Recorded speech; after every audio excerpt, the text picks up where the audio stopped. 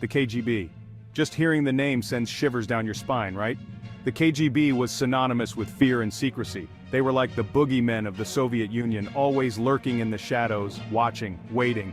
But what were they really about? What was their true purpose and how did they operate? The KGB, which stands for Komitet Gosudarstvenoi Bezopasnosti, try saying that 5 times fast, was the Soviet Union's main security agency during the Cold War. They were the eyes and ears of the Soviet state. Think of them as the CIA, FBI, and the NSA all rolled into one, but with way worse coffee. They had a hand in everything from intelligence gathering to secret police activities. From the 1950s to the fall of the Soviet Union in 1991, the KGB was a major player in global politics. They were involved in almost every significant event during the Cold War. They spied on other countries, tried to influence elections, and even assassinated people they didn't like. Their reach was vast and their methods ruthless. So buckle up as we take a trip through the history of the KGB, from its humble beginnings to its lasting impact on the world today. We'll uncover the secrets, the scandals, and the legacy of one of the most feared organizations in history.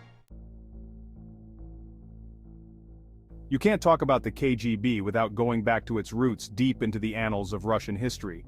Like a bad cold, it all started with the Tsars, who ruled with an iron fist and a watchful eye. Back in the day, the Tsars had their own secret police, the Okhrana. These guys were experts at keeping an eye on anyone who dared to disagree with them, ensuring that dissent was crushed before it could even begin. Fast forward to 1917, and the Bolsheviks, led by that dude with the awesome beard, Vladimir Lenin, overthrew the Tsar. It was a time of great upheaval and change. The new leaders knew that to stay in power, they needed their own secret police, a force that could root out enemies and keep the revolution safe. Thus, the Cheka was born, like a phoenix rising from the ashes of the Okhrana. It was a new era, but the methods were just as ruthless. The Cheka was brutal, even by secret police standards. They didn't just monitor, they acted with swift and often deadly force. They were responsible for the Red Terror, a period of intense repression against anyone suspected of being an enemy of the revolution. It was a dark time, filled with fear and suspicion. Over the years, the Cheka went through a few name changes, like someone trying to outrun a bad reputation. Each new name brought with it a new wave of fear and control. But in 1954, it finally settled on the name we all know and love to fear, the KGB. This organization would become one of the most infamous and powerful secret police forces in history, shaping the course of the Cold War and beyond. So, what did the KGB actually do? Well, they were busy beavers, let me tell you. Their main gig was to protect the Soviet Union from enemies, both real and imagined. This meant they were involved in everything from spying to sabotage to silencing dissent. One of their biggest priorities was intelligence gathering. The KGB had spies all over the world trying to steal secrets from other countries, especially the good old US of A. They loved a good code to crack, a secret document to snatch, and a double agent to flip. But spying was just the tip of the iceberg. The KGB also meddled in the affairs of other countries, trying to influence elections and prop up communist regimes. They were like that friend who just can't resist stirring the pot. Now, let's dive into some of the KGB's greatest hits, the operations that made them famous, or infamous, depending on your perspective. These covert missions, and the agents behind them, have left an indelible mark on history. Remember the Cuban Missile Crisis in 1962, when the world teetered on the brink of nuclear war because of some Soviet missiles in Cuba? It was a tense standoff that had everyone holding their breath. Well, the KGB was right in the thick of it, providing crucial intelligence and trying to keep their American counterparts guessing. Their role was pivotal in the high-stakes game of espionage that unfolded during those critical days. Then there was Oleg Penkovsky, a high-ranking Soviet intelligence officer who became a double agent for the West. His story is one of the most dramatic in the annals of Cold War espionage. Penkovsky provided tons of valuable information about Soviet military plans, which significantly helped the West. However, his luck ran out when he was caught and executed, a grim reminder of the high stakes involved in espionage. And who could forget about all those KGB defectors who spilled the beans on the Soviet Union's dirty secrets? These individuals took enormous risks to reveal the inner workings of the KGB. These guys were like the whistleblowers of their day, risking their lives to expose the truth about the KGB's operations. Their revelations provided the world with a rare glimpse into the shadowy world of Soviet espionage, forever altering the course of history. Section 5. The Cold War Battlefield, the KGB's global influence. The Cold War was like a giant chess match between the United States and the Soviet Union, and the KGB was a key player for the Soviet side. They were constantly trying to outmaneuver the West, using espionage, propaganda, and good old-fashioned intimidation.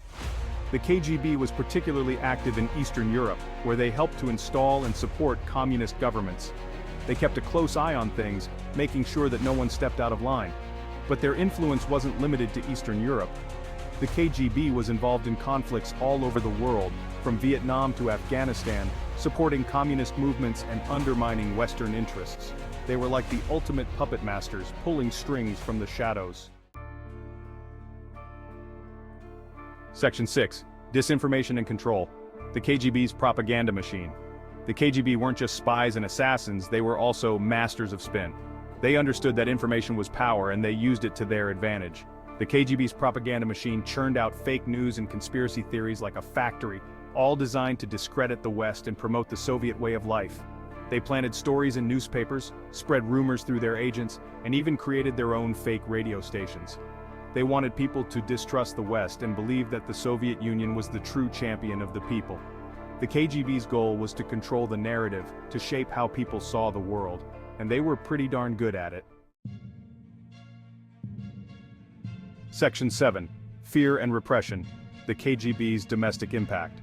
While the KGB was busy playing spy games around the world, they also kept a tight leash on their own people back home in the Soviet Union. Dissent was not tolerated, and anyone who dared to speak out against the government risked a one-way ticket to a Siberian gulag. The KGB had informants everywhere, watching and listening for any sign of trouble. They could silence you with a whisper, make you disappear in the night, or turn your own family against you. It was a climate of fear and paranoia, where no one knew who to trust. The KGB's control over Soviet society was absolute. They were the eyes and ears of the state, ensuring that everyone stayed in line. Section 8. The Fall of an Empire, the KGB and the Collapse of the Soviet Union. By the late 1980s, the Soviet Union was starting to crumble like a stale cookie. Years of economic stagnation, political repression, and costly foreign adventures had taken their toll. And guess what? The KGB was partly to blame. You see, the KGB's obsession with secrecy and control had created a system that was resistant to change. They had stifled innovation, suppressed dissent, and created a climate of fear that ultimately contributed to the Soviet Union's downfall. Ironically, the KGB, which was created to protect the Soviet state, played a role in its demise. They were like the overprotective parents who accidentally suffocate their child. Section 9. From the Ashes. The KGB's successor agencies. When the Soviet Union finally went kaput in 1991, the KGB was officially disbanded. But like a hydra, it didn't take long for new security agencies to pop up in its place. The FSB, Russia's main security agency today, is the KGB's direct descendant. They're still in the business of intelligence gathering, counterterrorism, and some say silencing dissent. And then there's the SVR, Russia's Foreign Intelligence Service. They're the ones sneaking around in the shadows, just like the KGB used to do. So while the KGB may be gone, its legacy lives on in these new agencies. This guy used to work for the KGB. He's come a long way, baby. Section 10. Echoes of the Past. The KGB's legacy in the 21st century. The KGB may be a relic of the past, but its ghost still haunts us today. The tactics they pioneered, like disinformation, propaganda, and political repression, are still being used by authoritarian regimes around the world. And let's not forget about the whole cyber espionage thing. The KGB may have been all about dead drops and secret meetings, but their successors in the FSB and SVR are all about hacking and cyber warfare. The KGB's legacy is a reminder that even in the 21st century, we need to be vigilant about protecting our freedoms and standing up to those who would seek to undermine them. Section 11. Conclusion: The enduring shadow of the KGB. The KGB was more than just a spy agency. It was a symbol of the Cold War, of Soviet power, and of the dangers of unchecked authority. Their story is a cautionary tale about the importance of freedom, democracy, and the rule of law. So the next time you hear the name KGB, remember that it's not just a scary name from the past, it's a reminder of the importance of staying vigilant and protecting the values that we hold dear. Because the fight for freedom never really ends, it just changes forms.